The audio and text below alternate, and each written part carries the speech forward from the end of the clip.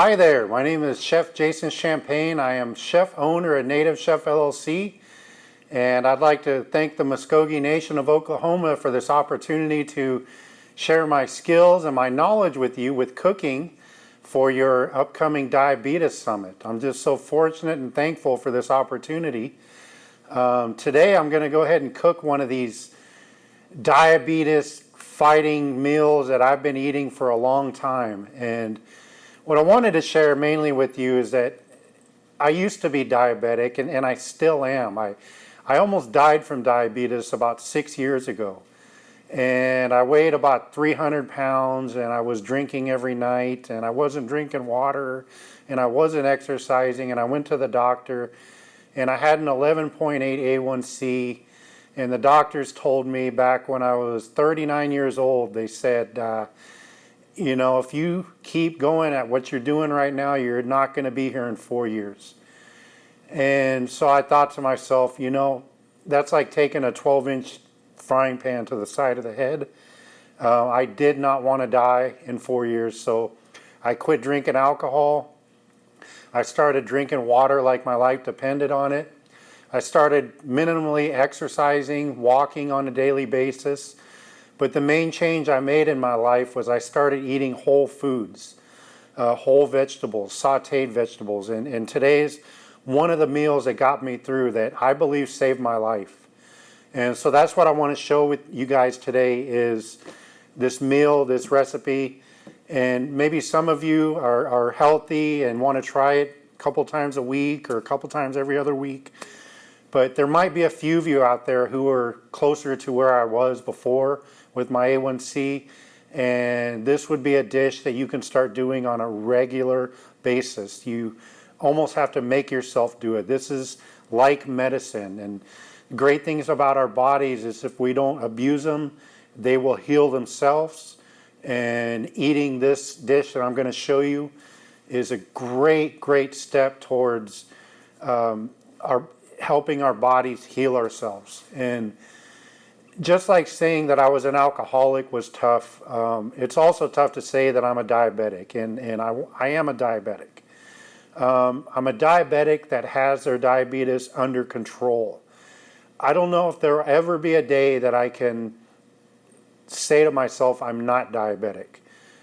Maybe there is, maybe there isn't. I don't take any medication for diabetes. I trust in that the 5 workouts I get at 5 a.m. in the morning is my medicine, and I trust that these vegetable dishes that I try to eat at minimum 3 times a week is my medicine. So I just want to share with you that you're not alone with diabetes. It's tough. It's not easy. If I eat the wrong foods, then I'll check my glucose, and I'm pretty high on my numbers, and I have to fix that. And so managing diabetes is not easy, but it is doable. And the main focus, or the main message I want to get to you with this video is that you are not alone with diabetes. It gets all of us. And even with all the exercise that I do and the eating healthy, I still have to be careful and manage what I eat. So we're going to get into the kitchen, and I'm going to share with you this diabetes, we'll call it a diabetes buster recipe.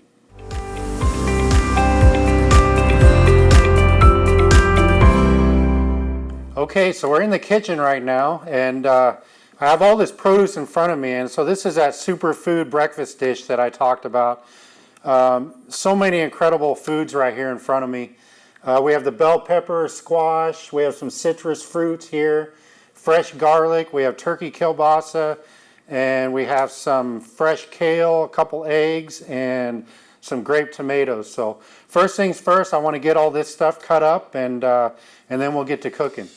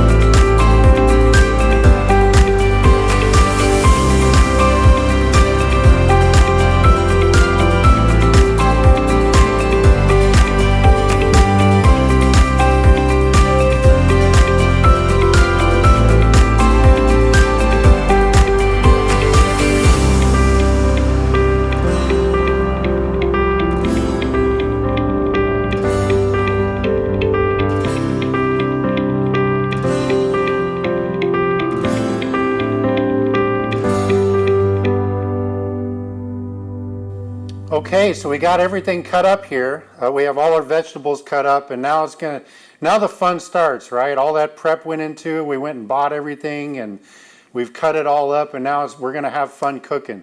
So we're gonna start sauteing these vegetables. Okay, so the first thing we want to do is we want to preheat our pan. What I have here is I have a 12-inch saute pan, and I'm just going to add a little bit of olive oil. Actually, this is an olive oil canola oil mix. It's good for sauteing. I'm going to go ahead and add that first.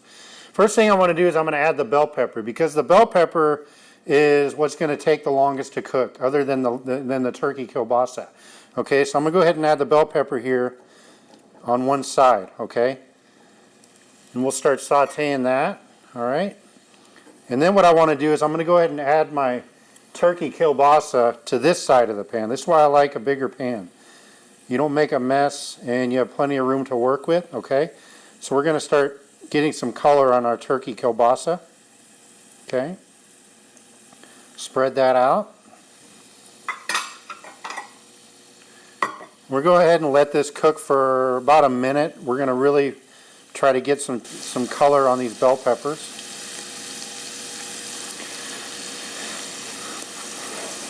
So whenever you're cooking these bell peppers like this, you don't really want to move them, okay? You want to leave them in the pan, okay? You want them to stay in one spot without stirring.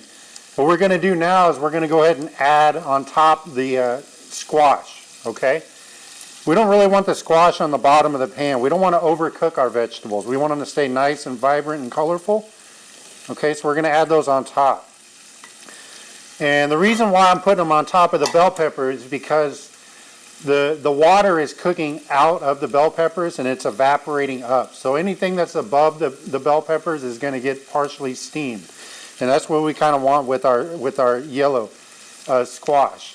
So as you notice, it's kind of a color-coded dish, okay? We're putting the orange on the bottom, and then we're putting the yellow on top of that. If I had a green zucchini, I wouldn't want to use a green bell pepper. I'd want to use a different color. Okay, so we're just adding colors. Now, next thing I want to do is I want to add my chopped up garlic, okay? About two cloves, two smaller ones, or two bigger ones, or three smaller ones. I'm going to go ahead and add my cloves right on top. Okay, and again, I'm going to let those set on top. They'll partially steam.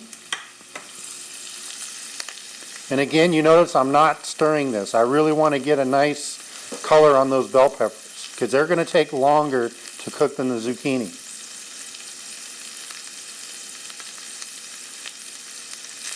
Okay, so it's been a couple minutes. You notice I still haven't stirred this. I'm getting color on the turkey kielbasa. I'm also getting color on the bell pepper. And so this is why I want to go ahead and stir it. You can either use a rubber spatula to stir it, or just simply be careful and just start tossing it in the pan. And that's what we're looking for with these bell peppers. We're looking for a little bit of color on the bottom. Once we stir it, it's going to be hard to get that color. So that's where initially we wanted to leave them flat in the pan. Okay? And we got a little color on the turkey kielbasa. Okay. Next up, I want to add the kale.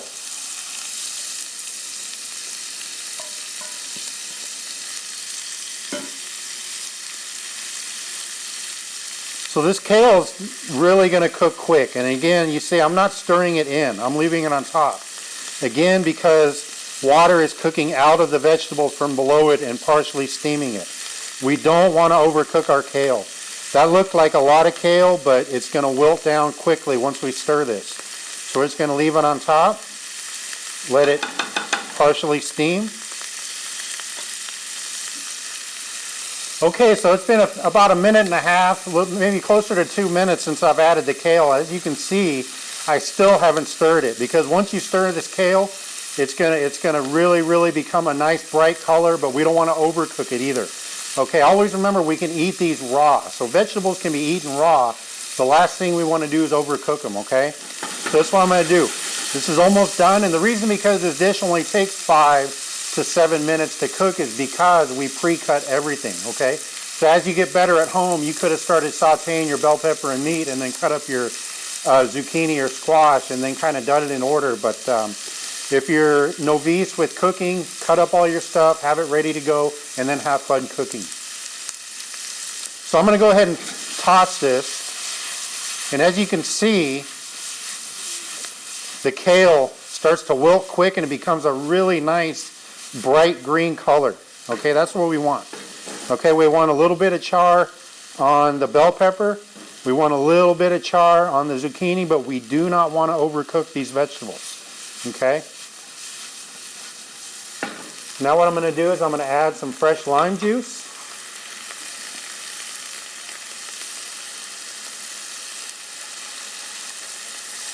Instead of salt, we're adding fresh citrus juices. I'm going to give it one more toss. And then we'll plate.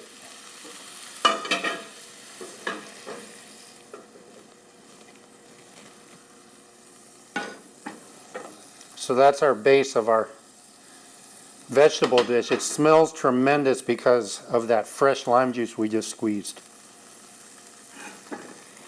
Okay, so the next step we want to do is we want to go ahead and cook a 2-egg omelet in this. Now, with using a larger pan, we could use a 6-inch pan and cook a 2-egg omelet and it'll be tiny, or we could do it in a 10-inch, or you could do it in a 12-inch. The difference is the thickness, right? People eat with their eyes. So we really want to make sure that visually we're making food look more in volume than it actually is. So I preheated this pan now. I wiped it out really good, okay? And I'm just going to spray it with pan spray real quick, okay? I like to whisk my eggs in a coffee cup. Okay? Really whisk them good. This egg's going to go quick, so you're going to have to stay with it. The more you whisk it, the more air you get in those eggs. There we go. It's going to go quick. You don't want your pan too hot, but then you don't want it too low on temp. Anytime you're cooking with eggs, you're in charge of the pan and the temperature, so take them off and on. All I'm doing is I'm letting the base cook on the bottom first, and then I'll just simply get that middle put on the outside. I'm going to let it set for just a second here. It's going to go quick. And once most of all the egg is set in the middle, I'm going to give it a good shake. And I'm going to plate it. Slide it out to the edge and fold over. Pretty quick.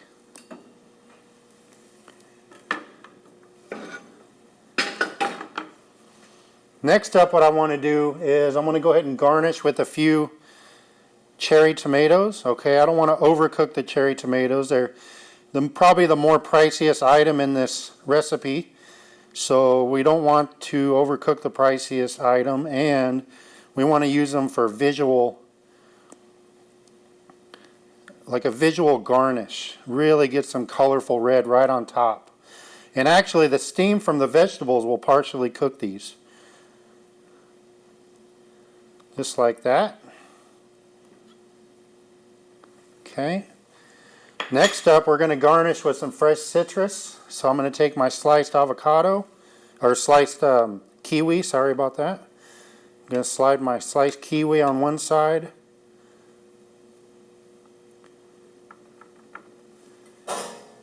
And then on this other side, we'll put some fresh cut up oranges. So we're using these as a garnish as well.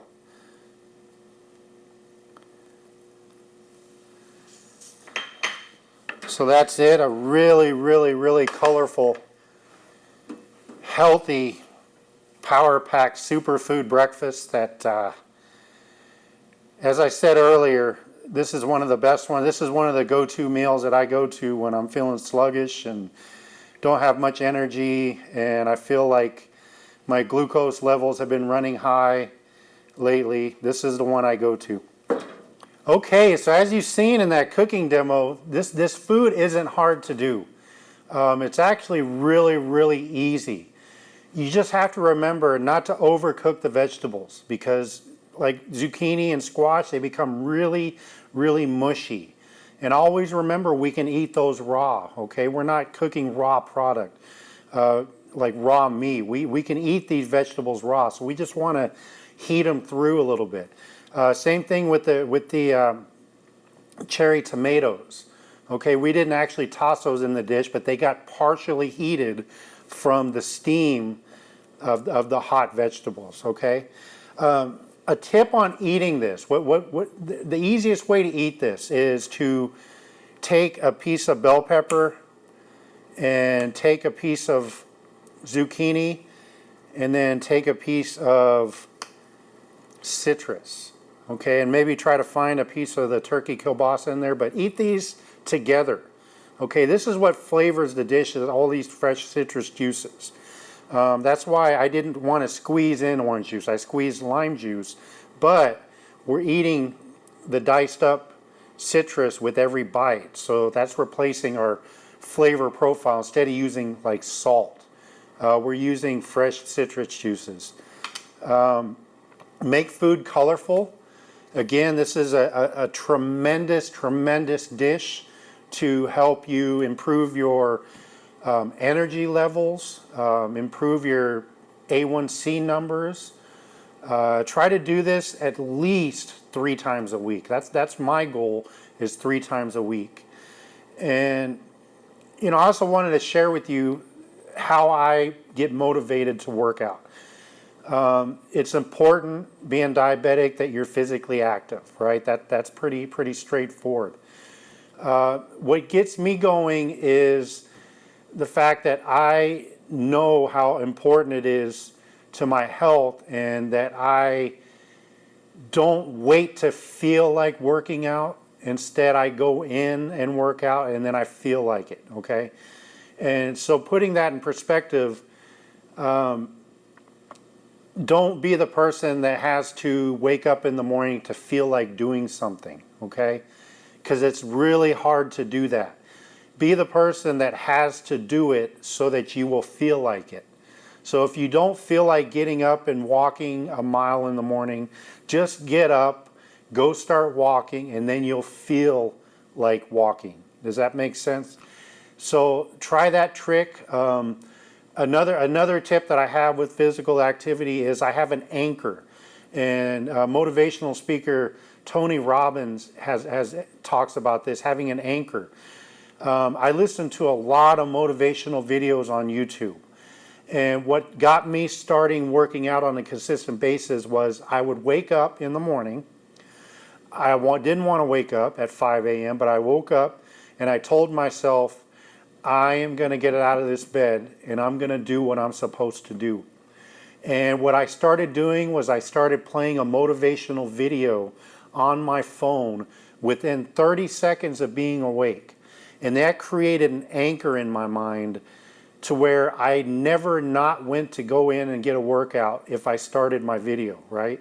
So if you are absolutely not going to go work out the next day, don't start your video. But if you have ambitions to work out the next day, create an anchor like that. Because there's no going back once you start, right? Once you start that video, there's no going back. You're gonna go get your walk, you're gonna go get your workout, you're gonna go walk on the treadmill, whatever it is, create that anchor. And again, I just want to thank the Muskogee Nation of Oklahoma for this opportunity to present. And even though it's online, I hope to be in person again with you guys and be able to present, or all of us be able to be in person again. I look forward to that day. Until then, I appreciate this opportunity, and I hope you learned a lot from this video. I really do. I hope I was able to help a few people out there learn how to cut up a few things, or learn how to saute these colorful and wonderful diabetes buster recipes. So thanks again, and I look forward to seeing you again. Thank you so much. Have a great day.